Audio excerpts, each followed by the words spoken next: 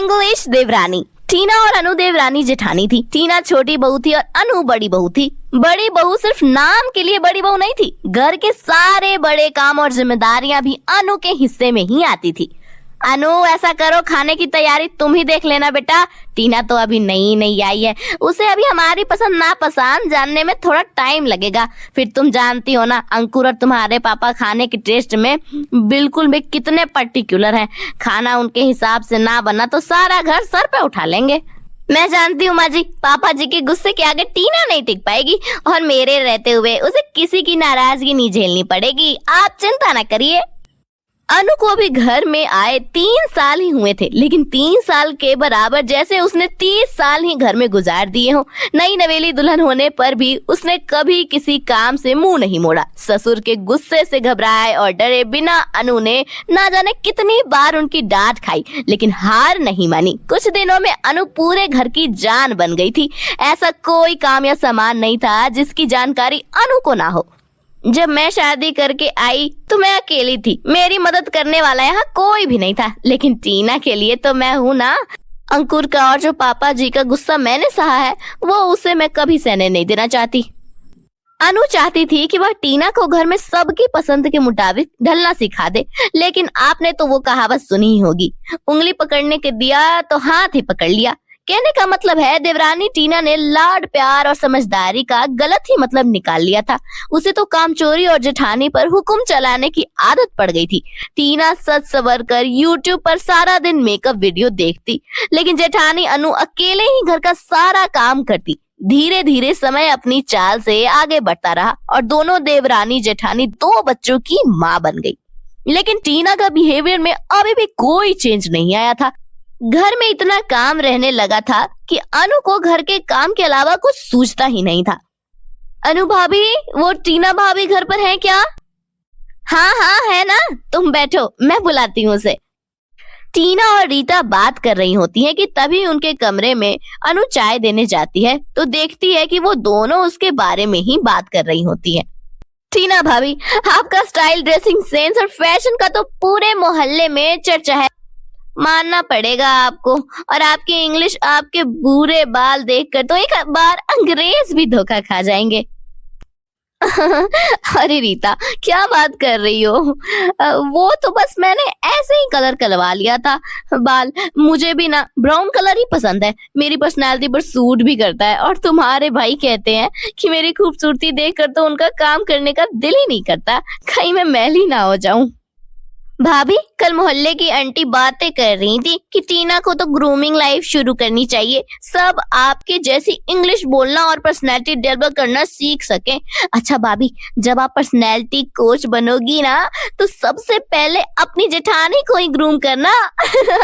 मुझे लगता है सबसे ज्यादा अनु भाभी को ही इसकी जरूरत है। अरे भाभी, कहाँ आप और कहाँ वो, कहाँ आपकी डिजाइनर साड़ियाँ और कहाँ उनकी घरेलू टाइप काम वाली साड़ियाँ और उलझे बाल। आपके साथ उनका कोई मुकाबला ही नहीं है। आपकी सास क्या भांग पीकर उन्हें पसंद करके लेकर आई थी? इतना कहकर दोनों खीखी लगाकर हंसने लगती हैं। पड़ोसन रीता के मुंह से अपनी तारीफ सुनकर टीना बहुत इतरा रही थी, लेकिन दरवाजे पर खड़ी अनु ने जब ये सारी बातें सुनी तो बहुत दुख पहुंचा। अनु भाभी, जॉइंट फैमिली में काम निपटाने कब सुबह से शाम हो जाती है पता ही नहीं चलता, खुद के लिए समय निकाल ही नहीं पाती। क्या करूं, अब तो यह बिखरे बाल ही लोगों के लिए मेरी पहचान बन गई है। अनु अभी सोच ही रही थी कि उसका बेटा उसके पास आता है। मम्मा, कल स्कूल में मेरा पीटीएम है, मैम ने कहा है आपको भी आना है। अरे बेटा, कल सैटरडे है ना, सबकी छुट्टी होती है, मेरे पास बहुत सा काम होता है, तो ऐसा कर पापा को साथ लेके चला जा। क्या मम्मी, आप हमेशा पापा को ही पीटीएम में भेज देती हैं, सबकी मम्मी आती हैं। इस बार तो टीचर ने स्पेशली कहा है कि आपको आना ही है, वो कुछ डिस्कस करना चाहती हैं। बेटे की बार बार जिद करने की वजह से अनु आखिर पीटीएम में जाने के लिए राजी हो ही जाती है। अगले दिन, अनु आज छोले भटूरे बनाना नाश्ते में, और तुम्हारे हाथ के ही खाने हैं, छोटी पर कम मत डाल देना। पापा जी ने कह दिया तो कह दिया। अब अगर मैंने कहा कि चिंटू के साथ स्कूल जाना है तो पापा नाराज हो जाएंगे। जल्दी जल्दी से अब काम खत्म कर लेती हूँ, फिर चिंटू को साथ चली जाऊंगी। अनु रसोई में आकर जल्दी जल्दी अपना काम खत्म करने लगती है। उधर देवरानी टीना अच्छा सा मेकअप करके ब्लैक शेफरोन की साड़ी पहनकर मीटिंग में पहुंच जाती है। गिटपिट टीना टीचर से गिटपिट इंग्लिश में बात कर रही थी, जिससे उसकी बेटी गर्मी से फूली जा रही थी। मीटिंग के बाद, डिम्पी, तुम्हारी मामा तो बहुत स्मार्ट और गुड लुकिंग है। आपको भी अपने मामा की तरह अपनी इंग्लिश स्पीकिंग स्किल इम्प्रूव करनी चाहिए। जी मैम। घर के किसी भी काम में हाथ लगाए बगैर टीना मीटिंग अटेंड करके घर आ जाती है, जिससे उसे भर भर कर तारीफें भी सुनने को मिल गई थी। इधर जेठानी बेचारी घर की सफाई और नाश्ते में लगी हुई। मम्मा, बस टीचर 12:30 बजे तक ही स्कूल में मिलेंगी, जल्दी करो। बेटे के उदास चेहरे देखकर अनु जल्दी जल्दी एक सिंपल सा सूट पहनकर बालों को जुड़ा बनाकर तैयार हो जाती है और उसके साथ स्कूल पहुंच जाती है। स्कूल पहुंचकर चिंटू ने देखा कि बाकी सबके बच्चों की मम्मी कितनी मॉडर्न और सुंदर ड्रेस पहनकर आई हुई है, जबकि उसकी मामा बाकी औरतों से बिल्कुल अलग दिख रही थी। अरे, ये तेरी मम्मी है? जी हाँ, क्यों, क्या हुआ? कुछ नहीं यार, बस ऐसे ही पूछा। चिंटू ने देखा कि आदिल बाकी बच्चों के साथ मिलकर मुंह छुपाकर हंस रहा है। मीटिंग खत्म होने के बाद, मम्मा, आप ऐसे बनकर क्यों रहती हो? आपने देखा बाकी बच्चों की मामा कैसे टिकटॉक लग रही थी, और आपने कितने साल पुराना सूट निकाला था आज मीटिंग के लिए। अरे, ये क्या बात हुई बेटा? मैं यहाँ सूट की प्रदर्शन लगाने नहीं गई थी, तेरी पेरेंट्स मीटिंग में गई थी। मामा, आपको समझ में नहीं आता, आपकी वजह से मुझे आज पूरी क्लास के सामने शर्मिंदा होना पड़ा। सारे बच्चे कह रहे थे चिंटू अपनी मम्मा को नहीं, दादी को लेकर आया है। आपका ड्रेसिंग सेंस बिल्कुल दादियों के जैसा है, और इंग्लिश में बात नहीं कर सकती थी क्या? बेटा, तुझे पता है ना मैं इंग्लिश में बात नहीं कर सकती, और इंग्लिश बोलने से क्या होता है? हिंदी में बात करने से कोई दिक्कत हुई क्या? अब रहने दो मम्मा, गलती मेरी ही है जो मैं आपको साथ ले गया। मुझे पापा को ही लेकर जाना चाहिए था। अगले दिन स्कूल से आने के बाद चिंटू अपनी दादी के पास जाता है। दादी, आप पापा को बोल देना आज के बाद वही मेरे साथ स्कूल मीटिंग में जाए। मम्मी ने तो मेरे साथ जाकर स्कूल में बेइज्जती करवा कर रख दी। जब से मम्मी स्कूल से आई है, वो सारे बच्चे मेरा मजाक उड़ा रहे हैं।